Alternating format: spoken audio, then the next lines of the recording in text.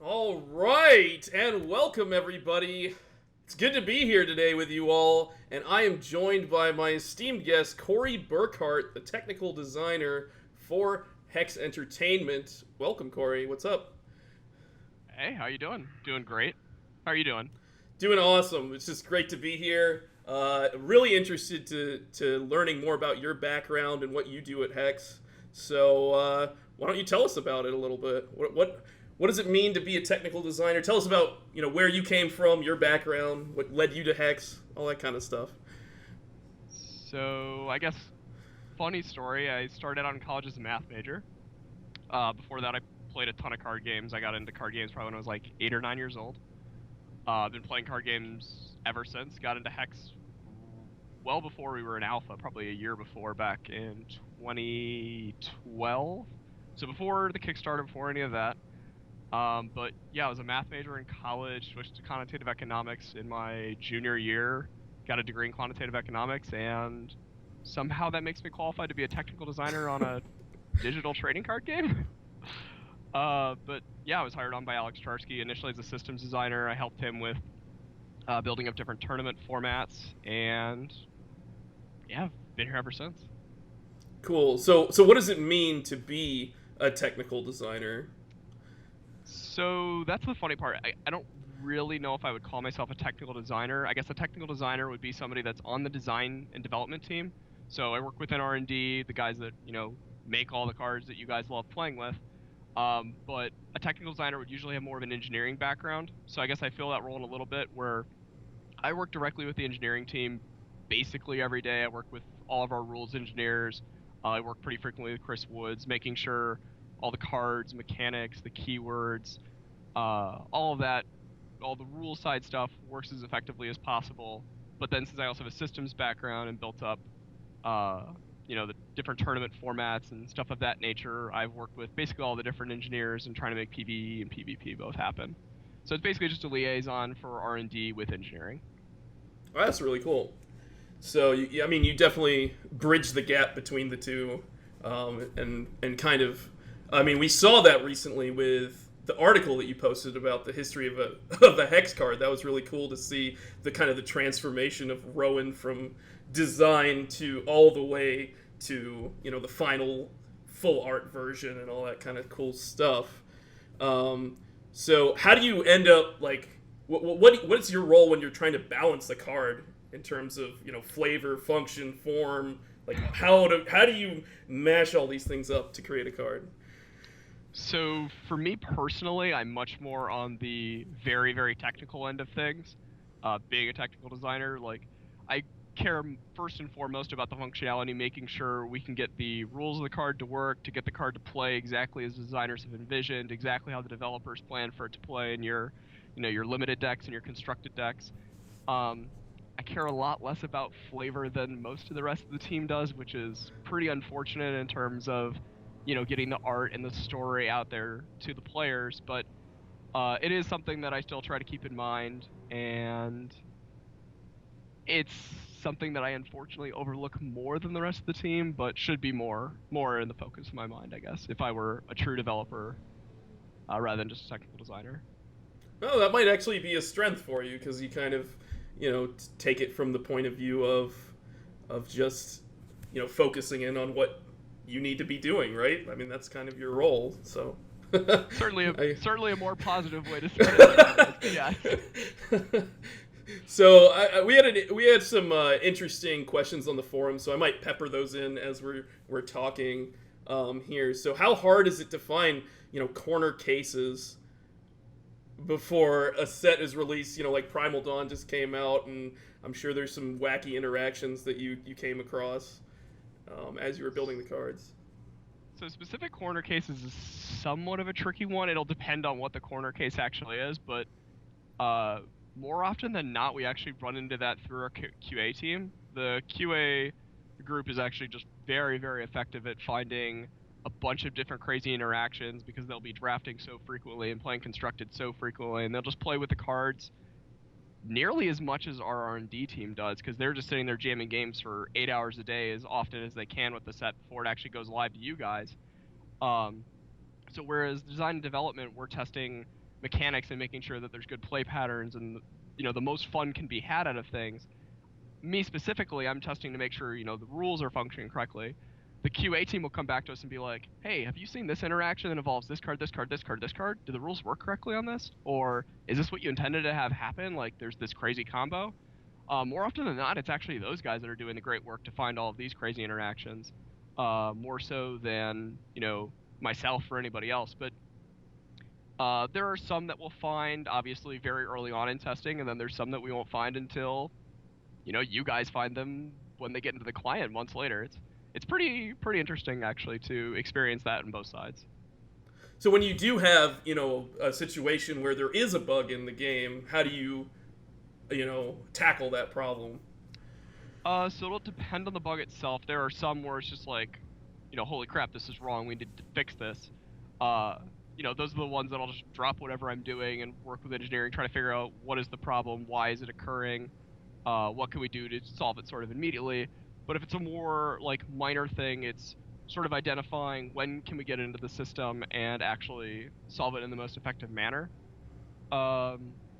I don't have any specifics off the top of my head to help give, a gauge of what I would consider a massive problem and what I would give a minor problem. That's also not usually for me to determine. That's more for, me to give my input to production and then have them put it into the system in terms of where it should be fixed. But that's usually the flow of things is QA finds the problem or hears about the problem, reports it to, whomever on the R&D team is dealing with that system. More often than not, if it's a rules problem, it'll end up being me. And then I'll work with engineering and the rules engineers to actually correct whatever that bug may be. Cool. So recently we've had like a ton of new players coming into HEX. Like we had the 100K tournament, we had Steam release, we had Primal Dawn release. There's been a lot of hype coming to the game. We've had a bunch of big name streamers coming to the game. We've seen that over the last couple weeks. The game is clearly growing, and we know that the HEX team and Cryptozoic and the whole past of all of you guys have come up with just crazy cool ideas, unique ideas. We see that in HEX all the time, but sometimes they tend to be fairly complex. So in terms of like the new player onboarding process, how do you balance like the impact of card design and UI design in really respect to the new player experience? One of the things I would say we're still feeling out, like how complex can we actually get the average design relative to sort of the outliers, the very simple designs to the very complex ones. We've got one designer on our team who ended up designing the tutorial. Jared did a fantastic job with that, so he's been trying to go back and forth on that even recently on how much information do we have to actually give out in the tutorial. Is the tutorial overwhelming? Is it too long? Is it too short? Are we not explaining enough of the keywords to you to actually get you into the campaign, to get you into an evolving sealed or whatever tournament may be your first tournament, or adventure in HEX. I would say it's a process we're still feeling out. I would say on average think that things are too complex. We need to sort of lay off on some of our text boxes or many lines of text. But overall, I mean, it is a balancing act. We're working to try to find that middle ground, that sweet spot. Can you give some examples that have given you, issues from a rules or templating perspective? That have been released. Let's say that. So that I don't put you on the spot for things that are to come. I think the most troublesome one that I can remember from a rules standpoint was Woolsey Wabbit. What does it mean to transform into a copy of something? Because the idea of creating a copy was like fairly simple to me. You just take a snapshot of wherever the awesome guy you have is. You give all of his awesome powers to him. You just print out a new one out of the cloning machine. You just straight up put a second guy into play. You have a second one of that troop. If it's a copy of an action, it's the same action. You just put it in your hand. The transforming into a copy was one where the rules got muddied between what a transformation was, what a copy was. So yeah, Woolsey Wabbit had a bunch of different problems, and even after it went live, like it got through testing, like we just noticed more and more problems, and then the card didn't function anywhere near the way we wanted it to once you actually incorporated it with a bunch of these what you guys would call other corner cases. So That was a card that I think was probably the biggest rules nightmare question, like I guess the individual card I've had. As far as templating, the ones that always cause me headaches templating wise are the ones where the guys want to put the silly words on them. Artisanal cheese smith, where you've got cheese fermenting. Balthazar, where it's written in iambic pentameter. Those cards are always the tricky ones for me. They're not difficult in any sense, and actually like how do I template these, but it's always a question on, is this the best thing to be doing? Does everybody love these? Because again, I'm not the most artful guy on the team. I'm going to be the one that'll appreciate those the less, but I think they do a fantastic job with those. Well, it sounds like you've been doing those in some moderation. I mean, it seems like you're doing like 1%. Do you think we'll see more of that in the future? I'd be lying if I said I didn't hope so.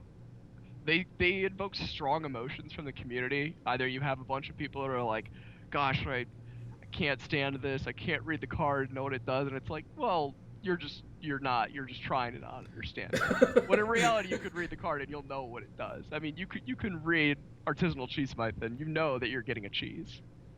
You know what it means when the cheese ferments because it actually just tells you in the appositive right there. Most of those cards are just super funny and super flavorful, and I hope we do more of those, not just with our cool one-off characters like the Mushwalkie, Artisanal Cheese Smith, Gordazuma. I hope we actually do more of those with our main lore characters that we start building up. Like, I wish we had done it with William Rowan. I wish we had, made more of a story out of him and made his design even more flavorful than just having the mechanical game text on the card. And for those of you in chat, we will be taking some questions later, so I will ask you to hold those questions until the end. We'll have some time for some Q&A with Corey, so start writing them down or something. I'm already reading some of these in the chat. I'm getting trolled already. It's great. You are, especially by HEX TCG, whoever's on the HEX TCG account. But I have a fun question here, or maybe a more serious question. I don't know, but I like the question because we haven't seen like that many times in the game. Because I mean, this is a Kickstarter game. It's a game that's been growing from, even before the Kickstarter, but after the Kickstarter, we've seen the evolution of the game, and around when Shattered Destiny was released, I believe, there was a templating improvement about removing shuffle, and, now it's, like, put into the deck, and then there's the whole has versus gets thing, which I think is fairly clear. But do you feel happy with the state of those changes and the current state of how cards are delivered, and what do you think we can do to improve that for the future? I would say with those, like, specific changes, I'm actually pretty happy. There are things that we could point to in the rules that it's very clear once you have language like gets or has, we can explicitly state to you, hey, gets, that's going to be removed by reversion. And then has, that's going to persist through reversion. Like, we can actually spell those out in a written rules document. The ones that I'm less happy with are, again, the 6, 7, 8 line text boxes, and there are a bunch of things that we can still improve upon. I would not say that the templating is in an excellent spot yet. Like, there's definitely ways we can improve upon all the cards, make them more readable, make them more approachable. Because the last thing that people want, especially, again, the onboarding process to new players, is every card can't be an essay. If every card's an essay, you're just going to scare people and they're just not going to enter the door. They're going to, they'll enter the door for all the sweet artwork, the sweet flavor, but once they get to the text box of the card and they get to play in the game, if the cards are too long, they're just going to scamper away. So there are definitely improvements that we can make. We're talking about those every day. There's a number of ones that are currently in the process that we're running through the idea of, hey, what if we made this templating change? We, cut XYZ number of words out of a text box. Is everything still as clear? Is it still as concise? There's a definite number of check boxes that we're trying to check when we make these templating changes, and it's making everything as great as possible for oncoming new people, as well as making sure we don't change things too drastically for the existing players. So I have actually a question in regards to like rules around timing. and Okay. stuff like that. This came from Bootlace in the forum. So he was talking about like how time rippling a soul marble with its activations on the chain, and there are different come into play effects, and like periwinkle, and what cost is looked at on the chain versus when you play it, and there's just a lot of interactions that somehow feel similar but with different timing. So Yeah. why do you implement these things in this way? So each one of those is like somewhat difficult to explain just in a vacuum. Um, like each trigger point and each individualized effect has its own specific timing. Like when you play a card versus when it enters play, most of those will end up being development decisions. As far as like the time rippling a card, whether or not it'll finish the effect that it's working on, that should depend on whether or not the thing is still illegal targeting whatever zone it's in. So in the case of the soul marble, should it still add its counter to it? Should it not? A lot of these are sort of very tricky questions that we go down the road of. We try to make them, in general sense, the most feel-good moment for the player, where we don't want you to not play your card, not activate your card, not use your card's power for whatever reason. You should always want to play your cards and activate your cards and do what your cards are going to do rather than not. So as far as all the different timings go, it's trying to make sure there's as few sort of gotcha moments as possible, and that you're actually playing your cards for what they do rather than not what they don't do, so to speak. Cool. Hopefully that answers this question. Sorry if I didn't answer your question as well as you were hoping for, No, Bootlace. I think I was getting it. So let's also talk about kind of the UI perspective of things too. So, I know someone in the forums also had a question about, like, if you have 20 million troops on the board and you're swinging in with a bunch, or you're blocking, it's like, how do you, there's some usability issues in the game that I know some people are concerned about. Like, how do you want to go forward with managing that aspect of the game? So it's actually funny. I was actually working with one of our art guys when he actually implemented that. That was Justin. And originally it was for, hey, you can get a bunch of battle hoppers in play, and the game board gets overwhelming when there's 20, 30, 40 battle hoppers in play. Come along to Armies of Myth, and we had spiderlings, and now we've seen games with hundreds upon hundreds of spiderlings in play. And thankfully those can't be blocked, but when you actually do have hundreds upon hundreds of troops that can be blocked, that's when we start getting into the tricky spot. Especially with the issue that was brought up in the forums of actually stacking those troops. So that's probably a thing that we need to actually go back and reevaluate on, if we're going to have a limitless number of troops in play, which is not the case for basically every other digital trading card game, we need to figure out how to make that UI as effective and as user-friendly as humanly possible. One of the things we joked about the other day was, how stupid does it sound to have a random block all button? We have an attack all button. Why not a block all button? Now, I think that one's completely ridiculous, and we probably won't ever do that, because who's ever going to use the random block all button and then hit, yeah, I'm good with these blocks, let's see what happens. No one is. That's just silly. But we need to actually think about different ways on, okay, how do we separate the stacking of these troops? And one of the good suggestions somebody brought up in the forums was, hey, if you're declaring a block on my troop while you're lining up, which guys want to block which one of my troops, they should sort of pull forward and move to the side of the game board. It's like, that was something we had discussed, and we're trying to work through different ways where, should the other player see that? Should they not see that? Is this actually possible to make sure the game board looks, as flawless as it usually does during all this? There's unfortunately a bunch of different things to balance, but yes, there is an issue there that we do need to address, yeah. So also in regards to the UI, I know some people were interested in if we're going to have any availability to turn off like animations, like empower effects or prophecy effects, or reflections and like all that kind of stuff to help people with memory issues and all that kind of stuff in the game. That one I have a lot less insight into. Mm-hmm. I don't actually know whether or not we'll get that. I can obviously just go run it through the engineering team after we're done chatting here, and we'll see what kind of things can actually be done. But Yeah, that's unfortunately not something that I really have a good answer to. Doesn't seem like it should be that big of an issue, but you never know, I guess. It's not That's, something that I'm educated with which the ability to answer. that's totally a fine answer. All right.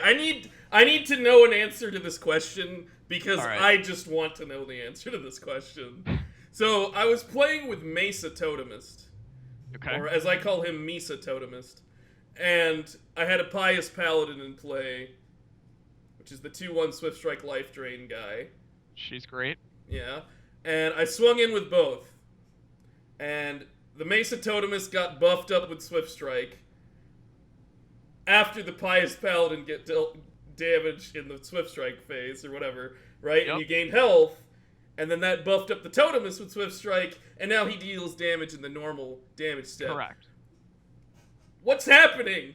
I want my Swift Strike Totemist to not deal damage. I'm outraged here. Well, that was not what I expected. I want him to not deal damage. So it's actually explicitly a rule. So for those of you that may not know all the cards, so Pious Paladin, 2 cost, 2/1 in Diamond with Swift Strike and Life Drain, and then Mesa Totemist is one of the key uncommon players in the Wild Diamond health gain deck. So the Mesa Totemist has when you gain health, gets +3 attack and Swift Strike for the turn. Obviously, you can empower it and make that +6 attack, but we'll just worry about the base form for now. So the Pious Paladin connects, and because she has Life Drain and Swift Strike, the Life Drain will end up causing you to gain health, which will trigger the Totemist, which will give it +3 attack and Swift Strike for the turn. The rule we're actually using here to allow the Totemist to deal damage in the normal damage step is if you have Swift Strike and for whatever reason did not deal damage during the Swift Strike portion of damage, you are then dealing damage with all the other troops. This way you can't do something exceptionally weird. It came up in set 1 drafts where you have a Swift Strike troop, it deals damage, and then your opponent would play a Ruby Aura on your biggest troop that doesn't have Swift Strike to prevent it from dealing damage for a turn. We just thought it'd be way too weird if Swift Strike, pump effects like Ruby Aura ended up being used as ways to turn off dealing damage, because that's just not sort of the feel of what it means to have Swift Strike. Swift Strike's supposed to be, hey, my sword's way bigger than yours, or I'm much faster than you, I'm gonna get in there and deal damage before you. It's not like, well, you forgot to deal damage last time, so you don't get to deal damage this time. It's probably for the best and makes kind of the most sense. Although I'm glad you guys thought of that because I really wanted to use it, and like that was one of the first things I tried in set 1, where I would like give Swift Strike to a troop and then like revert it after Swift Strike damage To try to deal damage to deal damage twice. Didn't work. Don't worry, we thought about that one also. Yeah. I'm still more surprised you got in there with your Mesa Totemist and Pious Paladin, for some reason didn't want your Mesa Totemist to deal damage. Were you just BMing your opponent? You just didn't want to kill the poor person? I usually, I guess. Yeah. I don't know. I guess that's the answer to that question. So in regards to rules, when are we actually going to get a comprehensive set of rules for the game? I wish it was right this second. I would love to stop everything else I'm working on and just write that out for, however long it takes. I love writing the FAQs for every set. I mean, it's a bunch of work, don't get me wrong, but I would love to have a comprehensive rules document that lives in client that, during the middle of the game, you could go reference a rule, and hopefully if you can't figure out on your own what it is, maybe the rule allow you to figure out. I also wish there was sort of all the FAQs just lived in client, so we could just hyperlink to each card, like, hey, you type in the name of the card you're looking at, or maybe you shift click on it, it links the name that you're currently looking at of the card, and takes you right to the FAQ entry. I mean, I don't know how the system would actually work, but gosh, when everything's fully fleshed out, I hope that's something we have. I really want to see it happen. That'd be great. And then in terms of the FAQs that you're talking about, we have the set 4 FAQ with our recent Primal Dawn release. So are we going to get that anytime soon? Well, it's been written for over 2 months at this point, and it's been finalized, so what I was told is it's still going through an art process where it's turned from the form that I actually hand over to production, and then they turn it into a PDF, and they have to reattach all these art images and try to make it look all nice and quote-unquote acceptable. you can blame the current user of HEX TCG chat for that, but I wish it was up there the day the set released personally. So, I mean, I will pester people and make sure it's up there as soon as possible, as I do as often as I find out, because I honestly didn't find out that the FAQ wasn't up until one of our QA members, Nick Skaman, come to me and said, "Hey, somebody on the forums is asking where's the Primal Dawn FAQ," and I'm like, "What do you mean they don't have the FAQ? Where's the FAQ?" So, I don't like to say TM soon, but goodness gracious, it's coming soon. That's fine. That's fine. Um, what are some of the challenges? This is a good one from the forum. What are some of the challenges involved in doing templating for multiple client languages, and how do you deal with them, or are you even involved with them? So I'm involved with it a lot less, I guess, than you would probably expect. It's not like I have to go through and read every different language, because thank goodness I don't believe I speak English very well. I could not imagine having to do this in Portuguese and German and Chinese and gosh, I don't even remember all 8 languages we're in now. It's just kind of time flying how we started to where we are now. But so there's a localization process, and how it actually works is all of the cards, we spit them out into English, and I make sure that they are templated the exact way we want in English, and then they're sent off to a localization team that will translate them into every different language that we are actually produced in. And then that is the language that actually appears on the cards in each different language. I don't actually know how the bug process works with all of those, if there's, discrepancies between, say, for example, German and English, who deals with all of that. But I've definitely received localization bugs and questions from not only our QA team or production team, but the Loc team over in Germany, who helps us out with that at GameForge. And that's about what I know about localization in different languages. Unfortunately, I don't actually deal with it on a personal basis too often. Cool. So let's lighten the mood here. This is something I want to do with these interviews, is kind of get to know you as a person a little bit more, but I mean also in relation to Hex. So like, do you have a favorite moment in Hex's history? It it had to be the day where we launched the Kickstarter. I was still a volunteer at that time. Like, I was only coming into the office twice a week. I was originally brought on with one of my best friends, Kyle McGinty, who now works as a senior QA member. We would come in probably 5 hours on Tuesdays and Thursdays, and we would just build a bunch of decks and play a bunch of games with it was just Shards of Fate at the time, and then we started battling with Shattered Destiny right after Ben and Dana designed it, and this was before the Kickstarter went up. Just seeing all the emotion and all the heart and all of that was put in by every member on the team to get that Kickstarter rolling, and then the first day seeing it go up and just immediately hit its mark to get funded, it was just like, all right, this is a pretty rewarding feeling, and I hope I'm here as long as people keep me around. And luckily, I've been here for 3 years now, so they kept me around long enough, hopefully, that I've returned some of the favors, and they appreciate having me. But yeah, it was definitely that moment, getting up on Kickstarter and then seeing all of the sort of heart and emotion that we had put into the game, and people really loving all of that. And then how about within the last year? What is your favorite moment in Hex's history? Within the last year,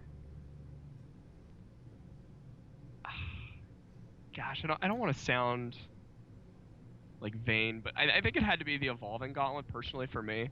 That was a system that it was probably one of the first systems where I solely designed, where we were sort of asked, like, hey, how can we make a cheaper form to actually play the game? Some of the tournament formats are, a draft is essentially 700 platinum, which is $7. It was like, what is the lowest price point we can actually get to where we're not going to devalue people's collections and, scare collectors into believing, hey, their cards aren't worth anything, but still make it so that people can play the limited game. They don't have to actually own their own constructed deck. And that was when we came up with the idea of Evolving Gauntlet, where you start with some number of extra cards that we'll just give to you, maybe a pack or two, and then slowly over time you earn more cards.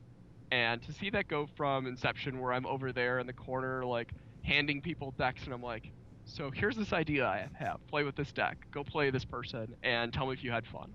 and then people coming back and being like, okay, these decks are just out of control. Like, I can't do anything. I don't know how to build a deck with these. There's just not enough cards. And then back and forth, and having everybody on the team help me with that for, God, however many days and weeks I stole of their time. But actually seeing that finally get into the client and seeing how much people love playing Evolving Gauntlet it's been really rewarding for me, where it felt like I sort of accomplished something individually, but it wasn't just me. It was, a whole group and collective team effort, because I wasn't the only one that put a bunch of time, effort, and heart and soul into that. So for me, it's Evolving Gauntlet. I mean, I can probably speak from everyone here that like Evolving Gauntlet is an amazing format, and so many people are playing it and enjoying it, especially a lot of the new players. So thank you for making that. I have a lot of fun in it myself. Again, don't just thank me. Thank everybody on the team. It would not be a reality without everybody else here. True. So what do you do when you're not working on HEX? I play a bunch of video games, a bunch of other card games. I travel around a bunch. I don't know. I still feel like I'm just a college kid where I just sort of hang out with buddies on the weekends and during the week. Other than that, I love playing with my dog, hanging out with my parents. Nothing too crazy. Sounds like the dream. I mean, I can't complain about my day job, and I can't really complain about my home life, so life's pretty great. It's pretty much just like living a dream. I've got a couple more questions here for Corey, but you guys can go ahead and start asking some questions in the chat, and we'll start taking some of them from there. Try to keep in mind to keep your questions towards Corey's role and not towards when is X happening, like what are we doing next. Try to keep it, focused. So let's talk about mulliganing rules in HEX. All right. Compared to other TCGs out there, like in HEX, the player going first makes all of their mulliganing decisions, and then the other player does so, as opposed to alternating decisions back and forth. Is there an important reason why this is implemented this way in HEX? So originally it was designed with the idea of sort of make it as simple as possible and not have to worry about a back and forth, like, did this person mulligan? Did I already mulligan? What happens if I choose to keep however many cards are left in my hand? What happens if I choose to replace my hand and get a new hand? So initially it was designed with the idea of, all right, you throw your hand back as many times as you need to until you get a hand that you're happy with, then the other player does the same. Sort of what we've seen more and more of is we're revisiting that decision. We haven't come to any sort of conclusion on whether or not things will ever change with that, but we have definitely looked at other options of maybe it should be a back and forth, like maybe it's not as complicated as we thought. We've also sort of looked into other more sophisticated ideas where maybe there's just one free mulligan like we used to have in the World of Warcraft trading card game that Cryptozoic had made. Maybe you get one free one and then you lose a card every time. There's a bunch of different ideas that we're sort of fiddling around with, trying to find the actual best execution, but nothing sort of set in stone on whether or not we will change it, if we won't change it. But there are definitely things that we playtest around with from time to time. We definitely go through different discussions on, is the mulligan rule currently the best way it can be executed? Cool.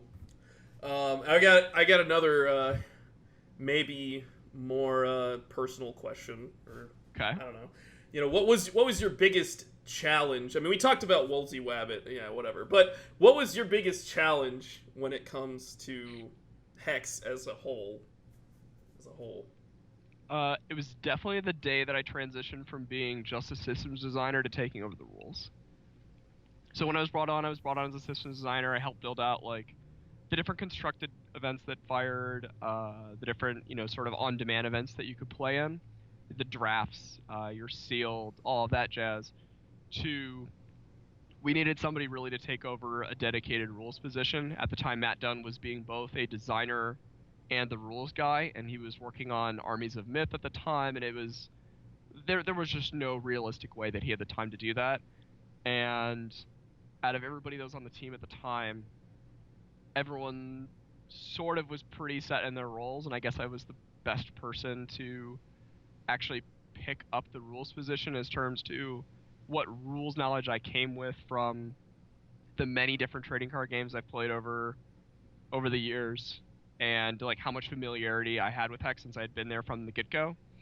So I ended up taking over the rules position, and goodness gracious, things were a lot harder than I thought they were going to be. There's a lot more nitty-gritty details than just meets the eye. Like when you play a game, you just sort of play a game of Hex, and because you've got the client there to handle all the rules for you, it's not too difficult. When you're the person that makes all the rules, that gets the client to do what it does, that's when it becomes a lot more tricky, and having to learn to work with the rest of the engineering team, specifically the rules engineers. These guys are fantastic, but working with those guys and trying to work through, hey, we don't think this is correct. What do you think about this? And then testing out each different iteration and trying to get everything set in stone, where not only does it work on its own and with the cards we're looking at, but you have to make sure that the rules all work as a giant cohesive unit. So taking over the rules position was probably the biggest, not struggle, but change for me, becoming the rules guy. Wow.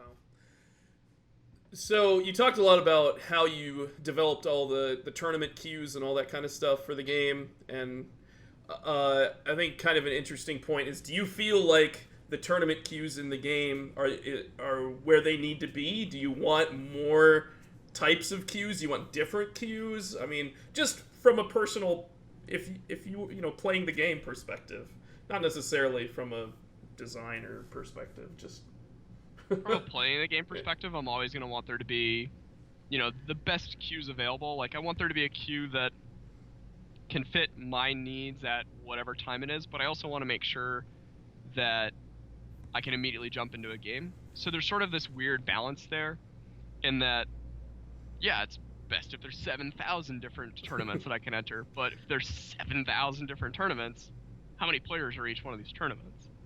That's sort of the tricky balance from the design side. So from the player's perspective, from the player's perspective for me, like, there are definitely tournaments that I love playing in, and that I'm always going to try to, focus any energies that I ever have to play towards those, or urge my friends to play those ones. But I'm pretty happy with where the number of different tournaments are at now. I think that there's definitely ways still to improve them. We're always going to, keep looking to improve those. But I guess I wish there were a couple more featured tournaments, and then fewer of sort of just the, basic tournaments, I guess. Try to converge those into making sure that players are in the same sort of pool, but then there are a couple extra super highlight awesome tournaments for players to look forward to throughout the week. Right. I mean, we saw with Perfect World, they actually have a create your own tournament system in their client. How do you feel about that? That's news to me. That sounds awesome, though. Oh. How does that? Now I'm intrigued how that actually works. Can I just make a tournament and then have 7 of my friends join, and we could just do a draft if we all provide the packs and the platinum? I believe that is how it works. That is interesting. Yeah. No, I didn't know about that at all. That's definitely interesting. I would worry that would end up drawing players to only ever want to play with their friends and never actually adventure out into getting, your sort of new draftifier. So what would end up happening is you could run into a situation where it struggles for new players to end up finding players to play tournaments with, like an Evolving Sealed Gauntlet, a normal sealed deck tournament, a draft, or, your constructed gauntlet, because players just want to play against the players that they know. So if you don't actually know anybody within sort of the ecosystem of players at that time, you could struggle to actually find a match. So I don't know what all the design decisions were made in that, but that would sort of be my concern, but it sounds pretty sweet. All right, Celandine from the chat asks, what's your favorite rule? I like this question. Wow, that's a really interesting question. What is my favorite rule? All right, we're going to have to come back to that one. Let me think about that one, Celandine. That's a good question, though. What's my favorite rule? What's the next question you got? All right, Hex TCG asks about this 800 plus jeez. Word text box. Okay. Let's hear this story. All right. So Matt Dunn is designing a card for one of the holidays. There's 6 major holidays in Hex, and with each one of these comes a special card that you can earn either in Convocation Pact or through playing tournaments through that time. And I get the design for the card, and I kid you not, we have a little tool that we bring up the cards in. It shows, the game text, and then I try to edit the game text to get it to function and follow normal templating rules. I kid you not, the card pops up with no words on it. Like just nothing. I don't see the cost of the card anymore. I can't read the name of it. There's no troop type. There's just nothing. So I ask him, I'm like, Matt Dunn, what happened with this thing? And he's like, I don't know, what are you talking about? I'm like, the card just doesn't have anything. I end up learning there's a character limit to how many words you can actually have in the game text. I copy pasted the game text into word count, and it was something like 581 words or something, and it was estimated written at a college graduate level. It was just absurd to me. The card was an essay. So it took many iterations to simplify the card down to a reasonable level, figuring out ways that we could reduce the number of words in it, find different ways we could combine different powers, and card was a struggle, but you will end up seeing a card that used to be 800 words. I think it's 8 lines of text now, but holy moly was it rough. That was a day where I just sort of put my hands on my head and just like, this isn't happening. This is a joke. I laugh about it now, but at the time it was pretty funny. Here's a pretty interesting question. I don't know if it's completely related to what you do, but maybe so. Chalkball asks, any thought on how the public test server has impacted the game in the past, and if you want to bring that on as kind of a consistent thing to help you with finding bugs or coming up with if there are any rules issues or whatever. So it's definitely been exceptionally useful on my behalf to find more rules discrepancies based on how we anticipated them working or how they should have been implemented to how they actually are.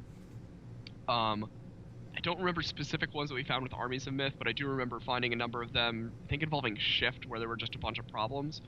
And then working with the rules engineers at the time and try to bang out different solutions to it where there were just we did a poor job of actually communicating what the design of Shift was supposed to be versus how it ended up happening.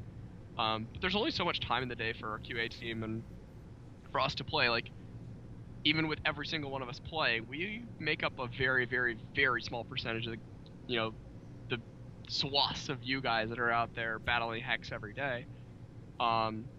So the number of bugs that you guys can find in that short period of time, whether it's 2 days, 3 days, a weekend, a whole week, like, that's always super effective for us. In terms of like things that we actually end up changing, there will be maybe very, very, very seldom changes that will occur based on, hey, this isn't as fun as we thought it was, we're watching players play with it, and it's really falling flat. How can we make this, what it was envisioned when we were actually playing with it months ago? Excuse me. And if we notice something like that, if it's not too bad, obviously we're going to end up leaving it because we don't want to change things based on, players are playing with it and it's not awesome. We don't want to change it for that reason. But if it's truly falling to the point where it's like people hate this thing, like we just really screwed up, those are the times when we'll change it. But that happens so infrequently.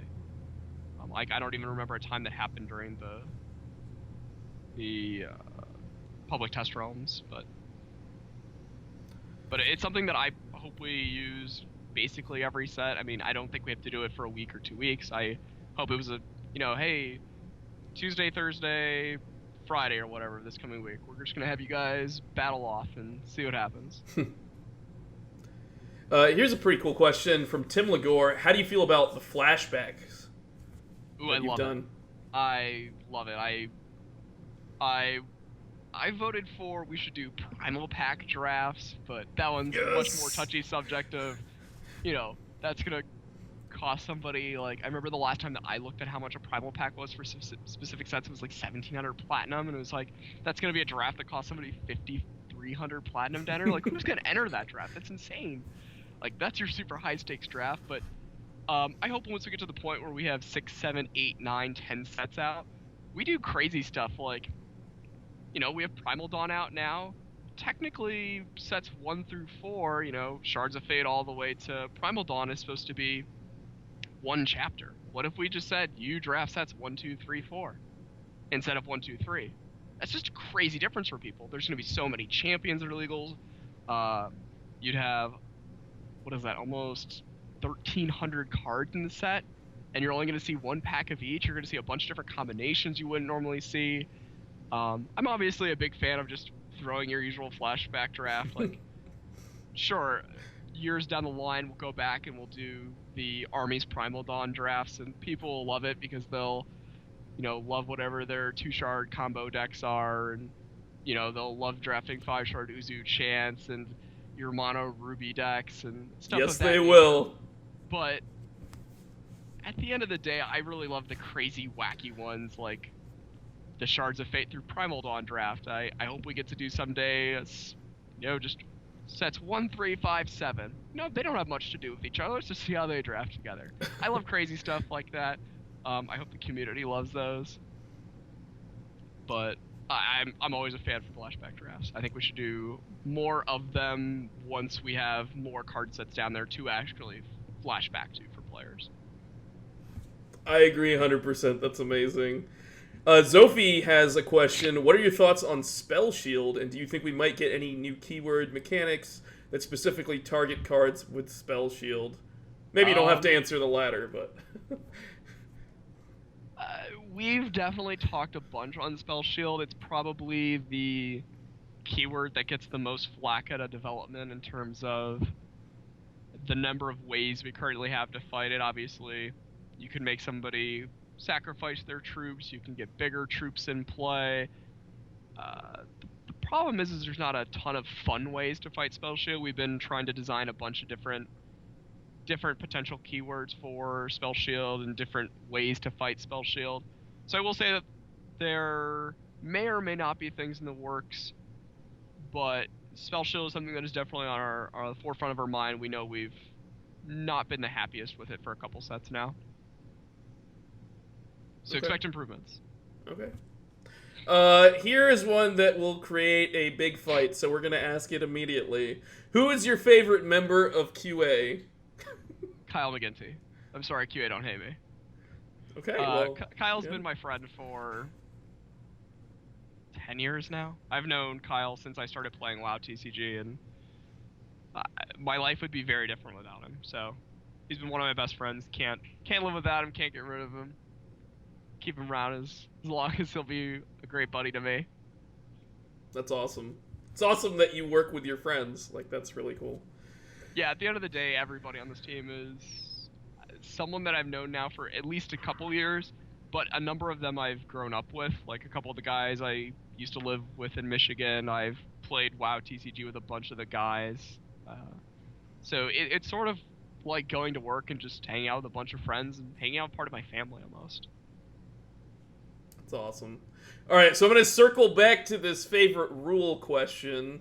Favorite rule question. All right. Yeah. I think... God, it's going to be a lame answer. That's the problem. It's okay.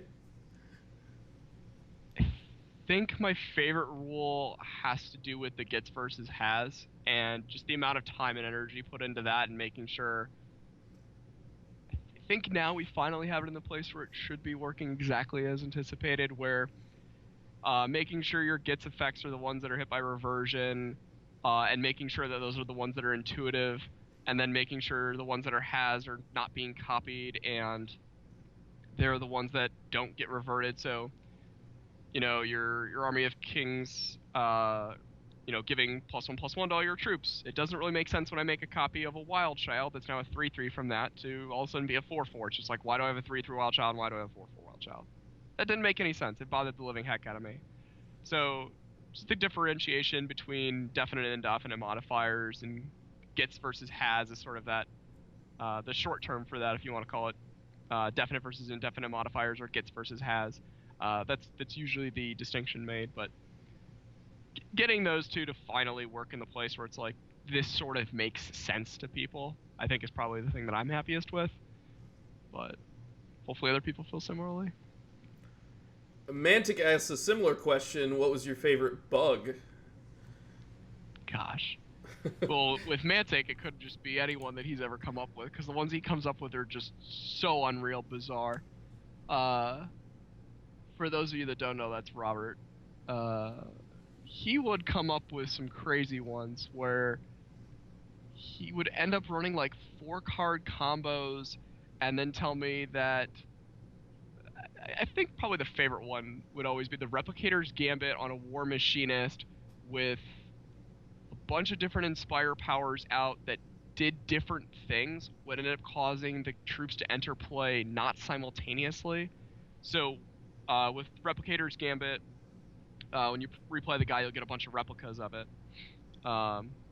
And with War Machinist, for each artifact that enters play, you deal a damage to the opponent. So what should happen is they all enter play simultaneously, and they all see each other. So you should deal 42 damage to your opponent. And what was happening once he had a bunch of these different Inspire effects out is he was seeing it goes, the first one would deal 1, the second would deal 2, then 3, then 4, then 5, then 6. So the first one would see the last one, but the first one would also not be seen by all of its friends. They weren't entering simultaneously, they were actually entering play one by one. Goodness God. I don't know how you find these bugs.